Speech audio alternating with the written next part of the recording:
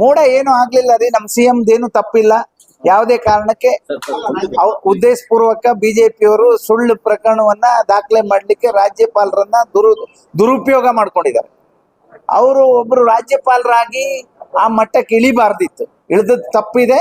ಅವ್ರದ್ದು ಪಡ್ಕೊಂಡು ರಾಜ್ಯಪಾಲರ ಕುರ್ಚಿ ಅಸ್ತಿತ್ವವನ್ನು ಉಳಿಸ್ಕೊಳ್ಬೇಕು. ನಮ್ ಸರ್ಕಾರ, ನಮ್ ಮುಖ್ಯಮಂತ್ರಿಗಳು ಏನು ತಪ್ಪು ಮಾಡ್ಲಿಲ್ಲ. ಅನುಮತಿ ಕೊಟ್ಟಿರ್ಲಿಲ್ಲ ಸರ್. ಇವ್ರ ಮೇಲೆ ಅಷ್ಟೇ ಯಾಕೆ ಕೊಟ್ಟಿದ್ದಂತ ಸರ್? ನಾನು ಹೇಳಿದ್ನಲ್ಲ, ದುರುದ್ದೇಶದಿಂದ. ಯಾಕೆಂದ್ರೆ ಇಲಾಖೆನೆಯ ಲೋಕಾಯುಕ್ತ ಸಂಸ್ಥೆನೆ ಅವ್ರು ತಪ್ಪು ಮಾಡಾರೆ, ಅವ್ರ ಮೇಲೆ ಪ್ರಾಸಿಕ್ಯೂಷನ್ ಕೊಡಿ ಅಂತ ಕೇಳಿದ್ರು, ಇವ್ರು ಕೊಡ್ಲಿಲ್ಲ.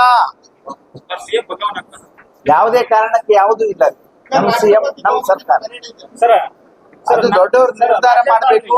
ದೊಡ್ಡವ್ರು ನಿರ್ಧಾರ ಮಾಡಿದ್ರು. ನಿರ್ಧಾರ ಮಾಡಿದ್ಮೇಲೆ ವಿಜಯೇಂದ್ರ ಅವರು ಈಗಾಗಲೇ ಈ ಒಂದು ಮುಖ್ಯಮಂತ್ರಿ ಬದಲಾಗುವಂತ ಸುಳಿವು ಸಿಕ್ಕಿದೆ ಅಂತ ಹೇಳಿ ಹೇಳಿಕೆ ಕೊಟ್ಟಿದ್ದಾರೆ.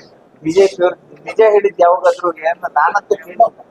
ಅವ್ರು ಇಲ್ಲಿಂದ ಶುರು ಮಾಡಿದ್ರೆ ಪಾರ್ಲಿಮೆಂಟ್ ಒಳಗೋರಿಗೂ, ವಿಧಾನಸೌಧ ಒಳಗೋರಿಗೂ, ಹಳ್ಳಿಗೆ ಹೋದ್ರು ಸುಳ್ಳೆ ಅವ್ರು ಹೇಳೋದು. ನಮ್ಗೆ ಹೈಕಮಾಂಡ್ ಇದ್ದಾರೆ. ನಾವು 136 ಜನ ಶಾಸಕರಿದ್ದಾರೆ. ಅವ್ರೇನ್ ಚೇಂಜ್ ಮಾಡ್ಲಿಕ್ಕೆ ಅವ್ರ ಹತ್ರ ಆಗ್ತದ?